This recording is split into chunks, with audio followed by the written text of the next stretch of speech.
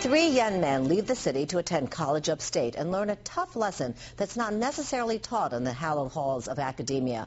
That justice in some places are still separate and unequal. Here's Peter Thorne with tonight's Fact Finders report. Cries of racism, accusations of equal justice denied, and fears of a rush to judgment when 3 young men from our area go upstate for school, only to find themselves locked up and in the fight of their lives to clear their names. David Altman, Basil Chambers, and Brian Johnson, the Brooklyn Three. 3 young men from Brooklyn attending school at one of the largest residential community colleges in New York State.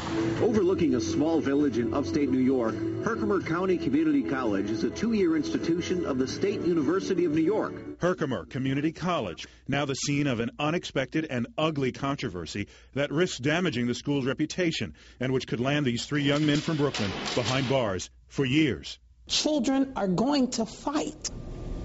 It happens, but you want to lock my child up, my 18-year-old child up for defending himself? It just doesn't sound right. She's talking about a fight that erupted here 2 weeks ago in this college parking lot. Relatives of the Brooklyn Three tell fact finders the fight began when 4 student athletes, at least 3 of them white, armed with lacrosse sticks, approached the students from Brooklyn who were leaning on a car and uttered a profanity and a racial slur before fists started flying. And they asked him, some nasty words about why are you on the car? And so that started the fight. I was told by the students that they were beating Basil and Brian with these lacrosse sticks. Basil was balled up in a knot. He was being beaten so badly. David Altman, also from Brooklyn, rushed in to help break up the fight, his mother says, only to wind up in handcuffs. Published reports contradict those claims, making no mention of racial profanities and citing court papers which claim the students from Brooklyn started the fight, singling out David Altman as striking the first blow. Now that's something his family considers outrageous and hotly denies. He didn't do anything wrong, and they're accusing him of something without all the facts. No one deserves to be falsely accused. The on-campus brawl sent 2 students to the hospital and 3 others to jail, the Brooklyn Three, who were suspended, charged with assault, 2 with weapons possession, and could wind up in prison for almost a decade, each held on $30,000 bail, while the other students also involved in the fight were treated and released from this hospital, sent to stay over the weekend at this hotel, then sent right back to school in time for final exams. You were told by a school administrator that the lacrosse players were put in a hotel for their own safety. Yes. While your son was thrown in jail. Yes. Yes. It hurt me to my heart to see my son come out of the courtroom with shackles on his feet as if he had murdered someone.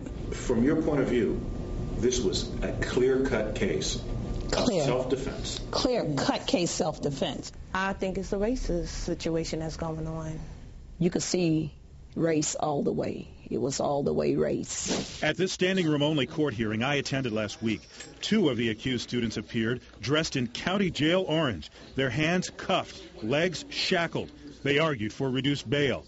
Inside a small, crowded, unair-conditioned courthouse, the hallways packed with so many supportive family and friends, security worried people might pass out from the stifling heat. I'm asking you this for your own safety. It's too warm in here. We're having complaints that people want to pass out. On his way back to his jail cell, I asked defendant Brian Johnson what he thinks about what's going on here. None but racistness, that's all. Relatives also accuse Herkimer College of ignoring witness statements, which they claim raise serious questions about the controversial arrests.